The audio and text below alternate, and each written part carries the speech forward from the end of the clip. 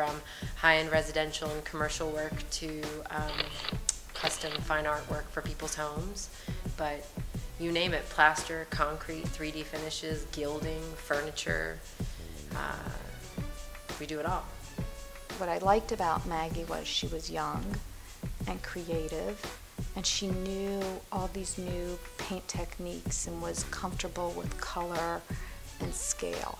I pride myself on finding the best techniques, best products that are out there, and every 6 months there's something else that's being put out there. I think the spaces that Maggie did were fun spaces, so you know, it wasn't doing a typical stencil, it was making it bigger and more fun.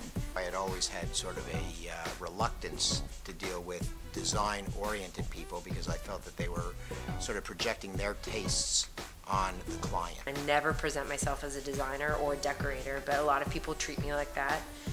And I've always felt like my philosophy is that if you come home and you are pumped to come home, I've done my job.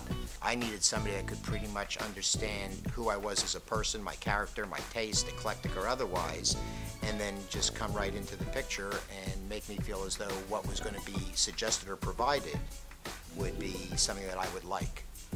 Well, she's very imaginative, and she listens to what she listened to what I wanted, and then help me envision it in the house.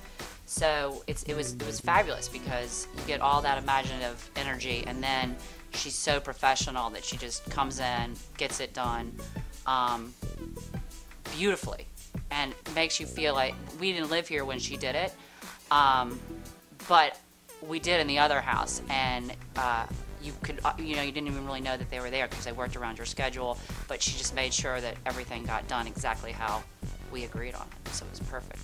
But right from the minute she walked in and I explained what I wanted, we hit it right off because she sort of took what I wanted and didn't, some artists and interior designers can come in and they're like, no, this is what you need, and you need this, and you need this.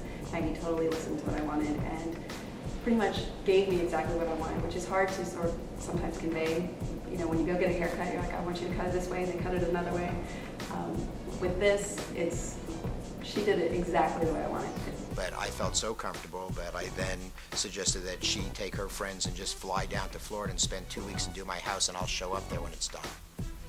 And she didn't necessarily put her views. Like if I had an idea, she would listen to it and go with it. So that's different because a lot of people that you work with have their own ideas and kind of push you into that. And she was not that way, but then at the same time, she's so creative. And everybody that she works with is so creative that it's interesting. I like working with Maggie. My clients always seem to like her, and the end product's always pretty. What makes us better than our competition is the fact that we have a combined set of experience and really expertise that a lot of other decorative finishing companies, at least in Washington, D.C., if not on the East Coast, that we have a really unique set of expertise. And our background, I'm a fine artist, and a lot of decorative painters will tell you that they're fine artists. But you should find out what that means before you hire them, because it doesn't necessarily equate to being able to run a project well or have any idea about how to handle all the variables that can go wrong on a construction site, which is what these are.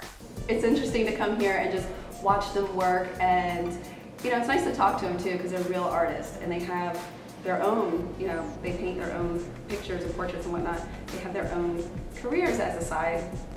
Whereas when she's painting a room, she tells you the steps she's going to do. And Thursday, come down and see this. We're going to do the walls this color. Friday, come and see the ceiling because we're going to have it outlined. Monday comes around, come in, then we're going to see, we're going to have the outline colored in. And she is right on schedule when it comes to that. So it's interesting to sort of wake up every day and say, oh, Maggie's coming and she's going to do this, and it's done. And it's a fun project to watch.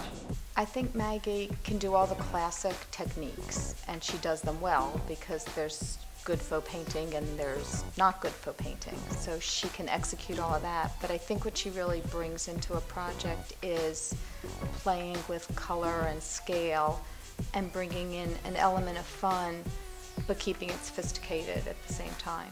She's great to work with. She can take, what you already have. That's a great thing. She can take everything you already have in your room and wake it up just by painting the walls a different color. So I think she's actually better than some interior decorators.